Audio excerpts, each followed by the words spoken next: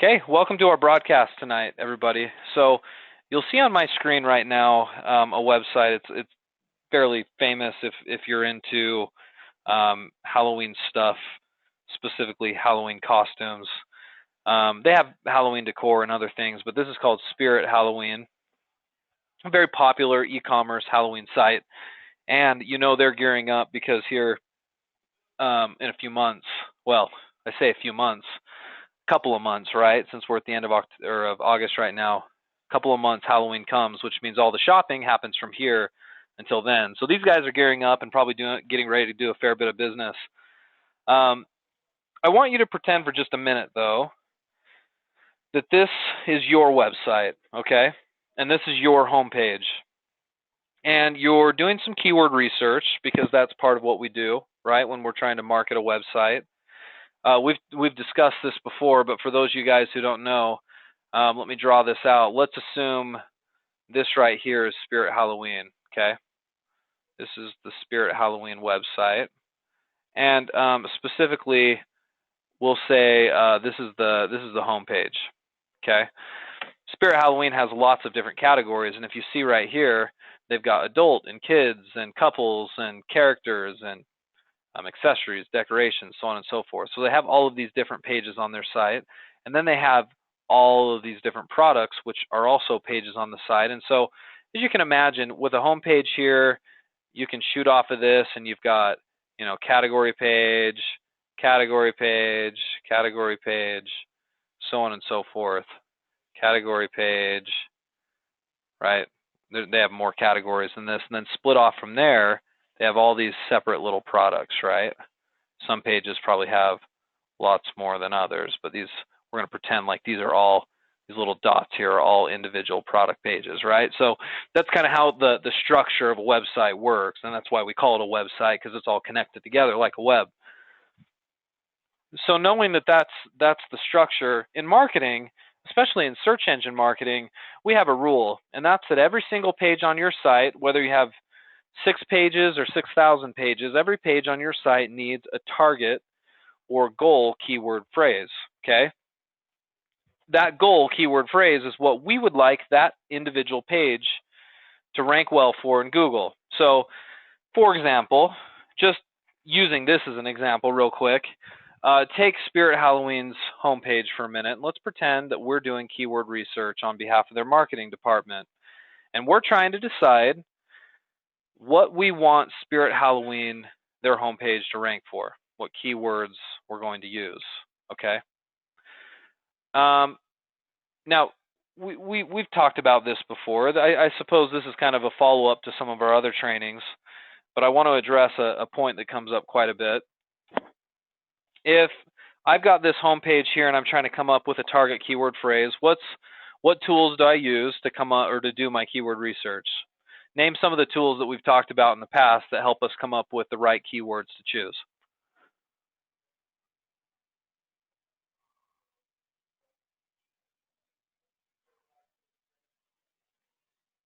Yep. Renee, one of my favorites, Keyword Shitter. That's a good one to help us come up with keyword ideas. Moz is ultimately what helps us decide on which ones are best. Right, we use moz.com/explorer to figure out which keywords are going to be best for us to use. In fact, I've done a little pre-research, assuming, of course, that this is our home page. I've done some research here, and I want to show this to you. Okay, in trying to decide what keyword phrase I should target for my home page, you'll notice I did some research in Moz, and I put it here in a spreadsheet for us. Here are some of the ideas I came up with for the home page. Here's the keyword phrase, and then here's the associated numbers. Volume simply means how popular the keyword phrase is. So this first one, Halloween costume, is searched for somewhere between 11,500 times to 30,000 times in the typical calendar month, with a difficulty score of 51. The difficulty score higher is more competitive, meaning more difficult to get a ranking.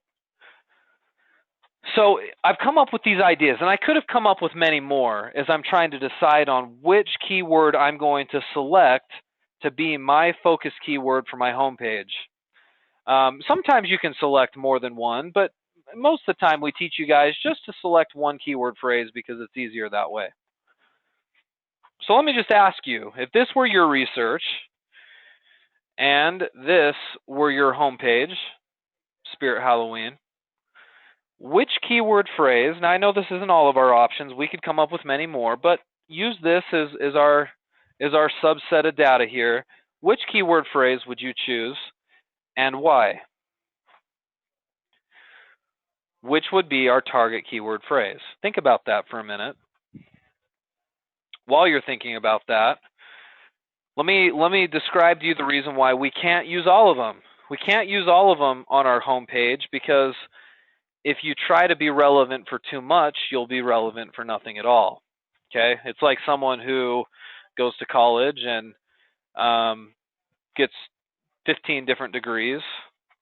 They're good at a lot of things, but they're not really specialized in any one thing, and it might be hard for them in their career if they're so spread, right? They're spread out. Right? You hear it said jack of all trades, master of none, right? The same rules apply here in search engine marketing. We can't use all of these keywords. We just really need to choose one that we focus on. Which one do we go with?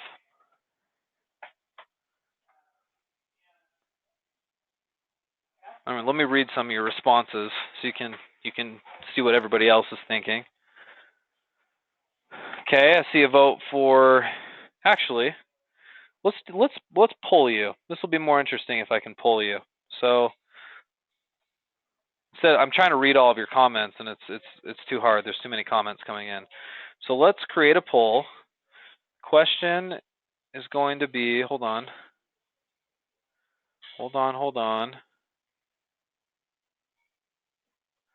Question is going to be, which keyword phrase do you target?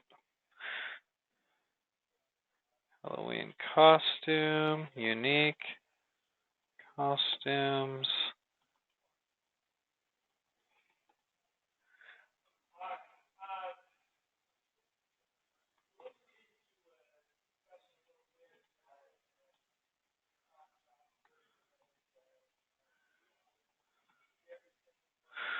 I guess I can only give you 5 options here, so we'll just have to 1, 2, 3, 4, 5. We'll have to skip this one as an option.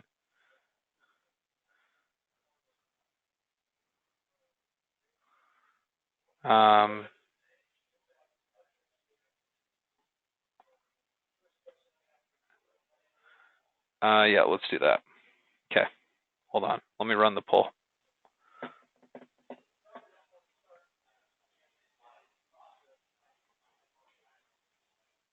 Okay, there you go. Vote for me.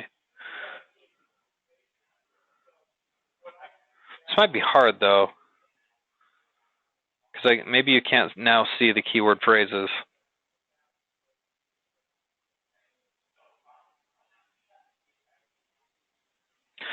I'll just tell you the lowest difficulty was trendy Halloween costumes, but that also had the lowest volume. The highest volume was Halloween costume with 11.5 to 30,000, but that also had a difficulty of 51. By Halloween costumes had a difficulty of 68, which is the highest, but a fairly low volume at 501 to 850. What would you choose?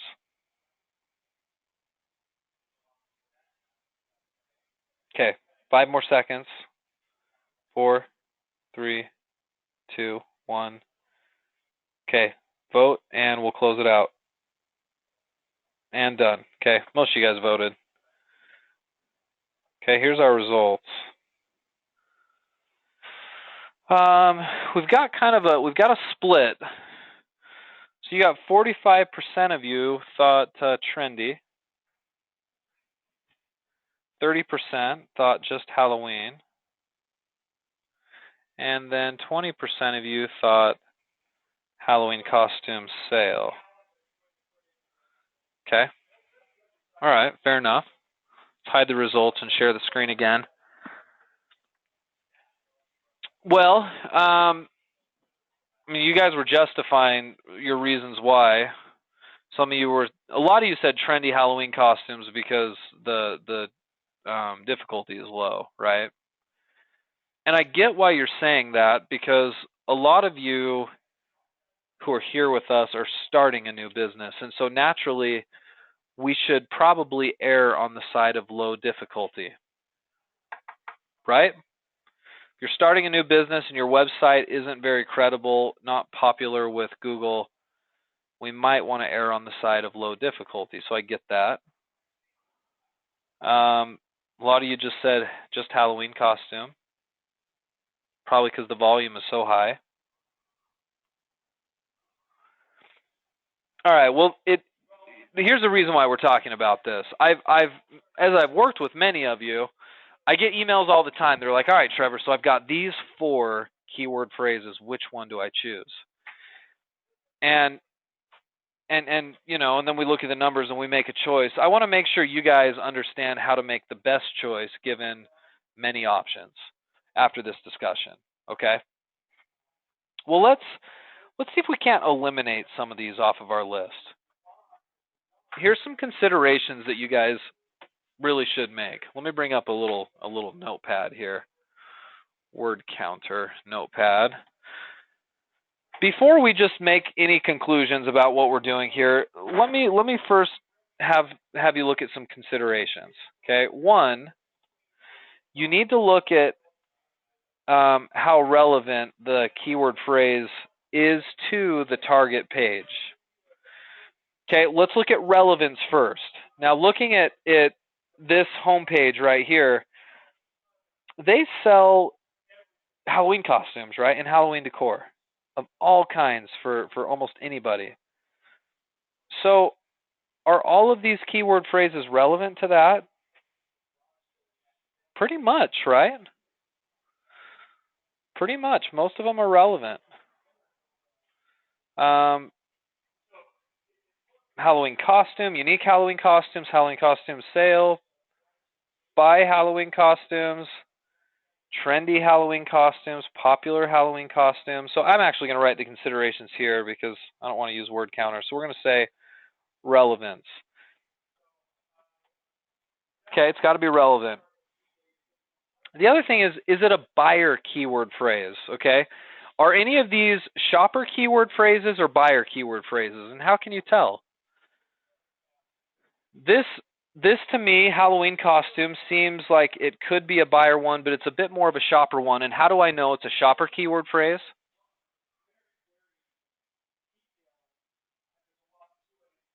Because if they knew what they wanted, they would type in that they're looking for a Harry Potter costume, right? Or they're looking for a Mickey Mouse costume. Most people know how to search the internet these days, and they know how to search specifically. This is more of a shopper. Does that mean I don't want to rank for it? Of course I still want to rank for it, because that could get me customers, but it's a shopper. It's not necessarily a buyer. Same with this one. Unique Halloween costumes, Halloween costume sale, still a shopper. All of these are sort of shopper keyword phrases, aren't they? And that's okay, because we're doing keyword research for a homepage. And a homepage is very general and very generic. It's geared towards a shopper. And so that's okay in this case. But if I were gearing this towards a very specific product page, I don't want shopper keyword phrases. I want buyer keyword phrases. And those usually tend to be a bit more specific. Of course, this is a buyer phrase, right? Buy Halloween costumes, absolutely, but the difficulty is just way too high. Here's the other consideration you have to make. A lot of you guys were geared towards this one right here, trendy Halloween costumes, right? And why? Well, mostly, let me grab my red pen, but mostly, so we're talking about this number right here. That was attractive to a lot of you guys. Low difficulty score basically means that it's going to be easier for you to rank for it.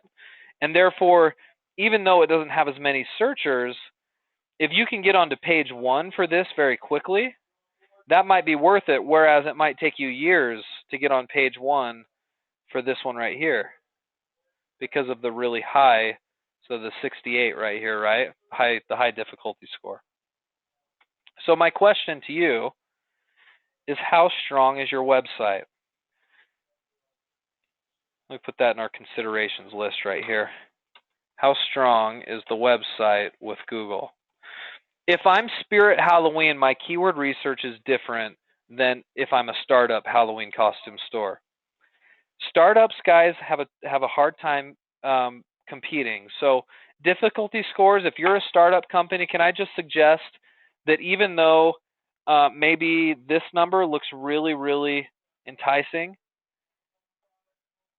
target with this one instead, because you've got a better chance of getting found. Go with the lower difficulty. That's what I would do. Other considerations are these. You can use these keywords elsewhere. So a lot of you are like, okay, well that means, out of these really good 6 keyword phrases, I can only choose one, and the rest of them I can't rank for. That's not true. We're going to target one of these to our homepage, and then what we would do with the other 6 or the other 5 of them is we'd make a note of them, and we would use them for target keyword phrases on other landing pages. For example, like on our blog or on another informational page that's on our site. See, we can use these other places. It may not be that we use it for the homepage or even one of our products or categories, but maybe we start building out landing pages on our blog using these keywords. So it's not the end of the world. I mean, you're faced with decisions that are difficult, where it's like, I don't know which one to go with. It doesn't mean you're not going to go with the other ones that you don't select. You can use them for other things. And then my last little caveat for you.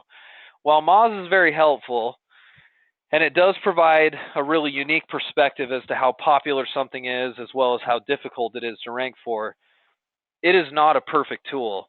And you should be using it to get a general idea of volumes and difficulties, but you can't take it that it's perfect, because I don't think everything is completely accurate. I think it's the best tool out there, but use it as a guide, and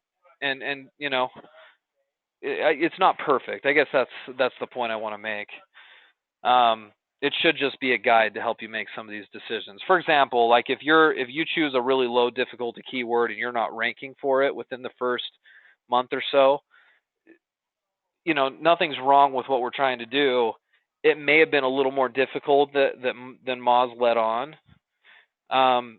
The tool is not perfect, so just keep that in mind. So in this case, I'll end my statement or my presentation by saying this: if I were you guys and I owned that site and it was a brand new site, I'd try to hit trendy Halloween costumes at a 28 difficulty with a low volume. That's what I would do.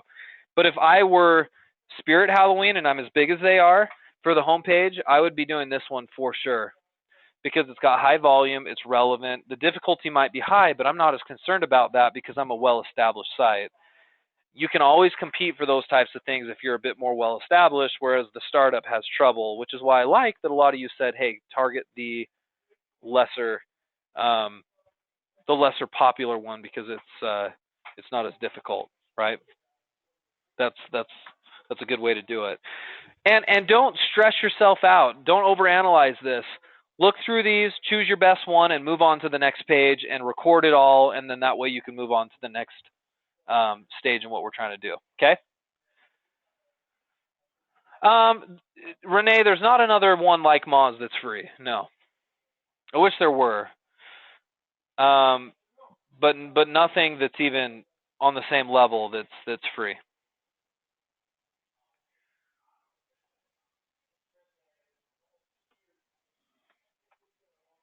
Yeah, don't take it as gospel. Right, Catherine? Oh, sure. Here's the considerations right here. Sorry, I didn't hold on to that for very long. Here's my pen. Considerations 1, 2, 3, and 4.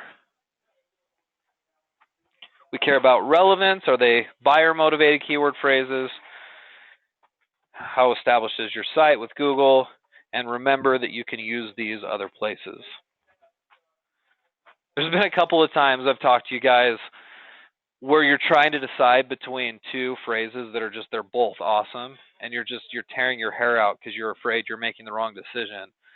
And it's like, no, you're missing the point. Choose one, because you did a good job narrowing it down to a couple of phrases. Choose one, put the other one in your notes, and we'll use it for a landing page on your blog later or something. It's not like we'll never use it. That research is going to get used.